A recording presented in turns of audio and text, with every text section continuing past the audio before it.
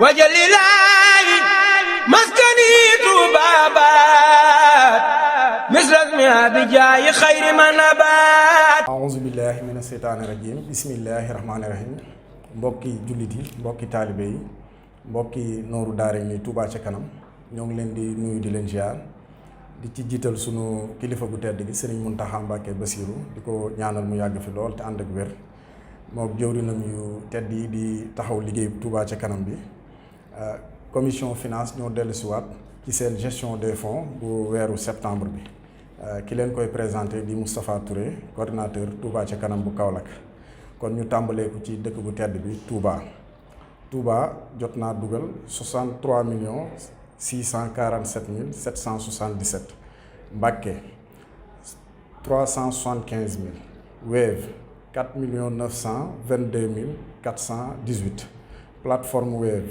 19 millions 288 mille 752 Orange Money plateforme 4 millions 108 mille 782 mille Dakar 12 millions 765 mille 010 francs Kayar 200 000 francs Rufisque Guy Mouride 35 000 Darou Gueye 50 000 Kër Massar 92 000 Bambey 240 000 Diourbel 1 million 891 000 Daïra Baboul Ayadi 115 000 Goudiri 250 000 Joal 706 000 Kaolack 2 millions 628 000 Kébémer 1 million 10 000 francs Kédougou 695 000 Kolda 266 000 Louga 2 millions 348 300 Mbour 3 millions 11 500 département Dagana 500 000 Ngaye 305 000 Fouta Bokiladji 170 000 Moudéri 50 000 Fouta Aéré Lao 50 000 Croisement Diaroumé 50 000 Differ 201 000 Taïf 150 000 Ourossogui 106 000 Bokki Diawé Fouta 100 000 francs Mérina Dakhar 55 000 Vélingara 135 000 Bakan Laman Réfane 50 000 Casamance 565 000 Diaobé 500 000 Darou Salam Diouf 400 000 Agio Banque Outar 138 767 versement anonymat 1 million 626 054 li jot a dugg ci zone nationale bi mu ngi toll ci 123 millions 797 360 francs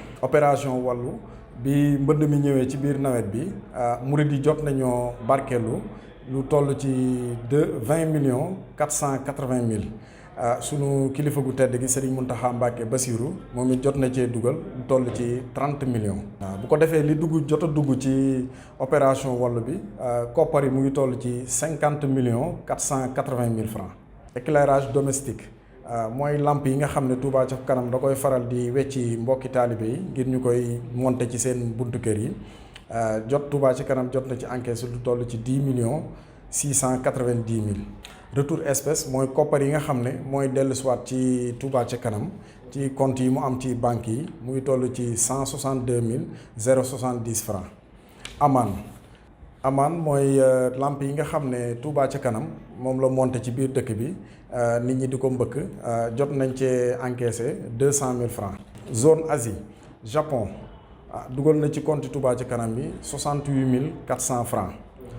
zone Amérique Brésil versé na 500 000 francs. Argentine 700 000 francs. États-Unis 4 millions 241 mille. li jot a dugg ci zone Amérique mu ngi toll ci 4 millions 741 mille francs.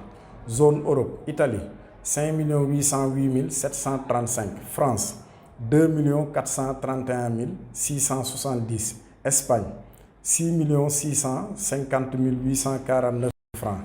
li jot a dugg ci zone Europe bi mu ngi toll ci 14 millions 891 mille 254. zone Afrique Côte d'Ivoire 1 million 590 mille francs. Afrique du Sud 662 500. Guinée-Bissau 648 600 francs. zone Afrique bi jot naa dugal 2 901 300 francs. li jot a dugg ci biir réew mi bitim réew yëpp mu ngi toll ci 207 931 384. ginnaaw bi ñu leen jàngalee li nga xam ne moo jot a dugg ci compte Touba ca kanam yi léegi ñu indi leen li nga xam ne moo dem ci chantier Touba ca kanam yi. Université bu Touba bi dugal nañ ci 17 321 775 francs. Poste de santé Touba Ndam 2 315 020 francs.